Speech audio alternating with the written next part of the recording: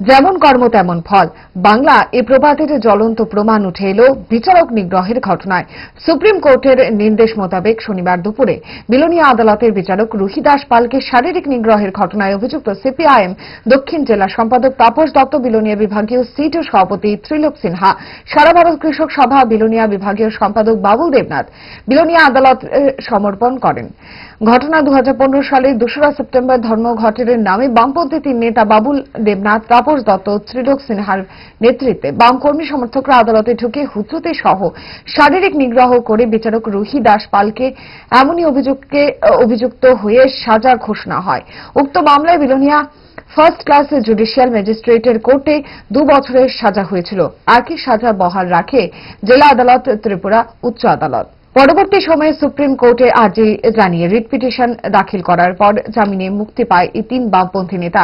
Supreme কোর্টে মামলার পরবর্তী শুনানি হবে 18 মার্চ। আদালতের বিচারক নিগ্রহ কাণ্ডে ফের হাজতবাসে ঢুকতে হল দক্ষিণের তিন জাদরেল বাম নেতাকে। নিম্ন আদালতের দেওয়া শাস্তির আদেশকে চ্যালেঞ্জ করে তিন অভিযুক্ত বাম নেতা সর্বোচ্চ আদালত সুপ্রিম কোর্টে আবেদন জানিয়েছিল। সেই আবেদনের পরিপ্রেক্ষিতে সুপ্রিম কোর্ট অভিযুক্তদের আদালতে হাজির হওয়ার নির্দেশ জারি করে। এই নির্দেশ মেনে আজ বিলোনিয়া থানায় হাজির হন বাম নেতা তাপস দত্ত, ত্রিলোক সিনহা, বাবুল দেবনাথ। আদালত তিন বাম নেতাকে জেল হাজতবাসের আদেশ শুনিয়েছেন। প্রসঙ্গত 2015 সালে হরতালের দিন বিলোনিয়া আদালতে সরকারি দায়িত্ব পালন করার সময় আদালতে নিগ্রহের শিকার হয়েছিলেন বিচারক রুহি দাস পাল। অভিযোগের তীর ছিল ওই তিন বাম নেতার দিকে। পরবর্তীতে এই নিয়ে মামলাও হয়। মামলার তদন্ত রিপোর্ট জমা হয় আদালতে। আদালত অভিযুক্তদের বিরুদ্ধে শাস্তিও ঘোষণা করেন। নিম্ন আদালতের আদেশকে চ্যালেঞ্জ জানিয়ে হাইকোর্ট হয়ে সুপ্রিম কোর্টে যান অভিযুক্তরা। সুপ্রিম কোর্টের আবেদনের সময় অভিযুক্তরা জামিনে ছিলেন। সুপ্রিম কোর্টে অভিযুক্তদের আবেদনের শুনানি শেষে তিন অভিযুক্ত বাম নেতাকে স্থানীয় আদালতে হাজির হওয়ার নির্দেশ দেওয়া হয়েছিল।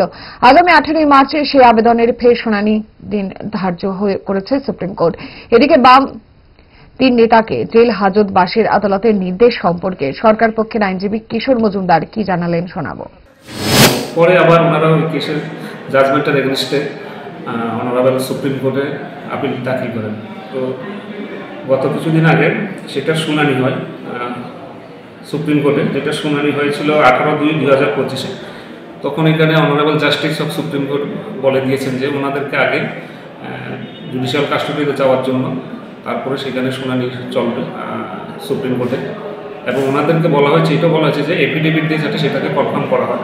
তো যথারীতি ওনারা আজকে বিলোনিয়া কোর্টে হাজির হয়েছেন এবং সারেন্ডার করেছেন। ওনারা আজকে থেকে ওনারা জেলেই থাকবেন।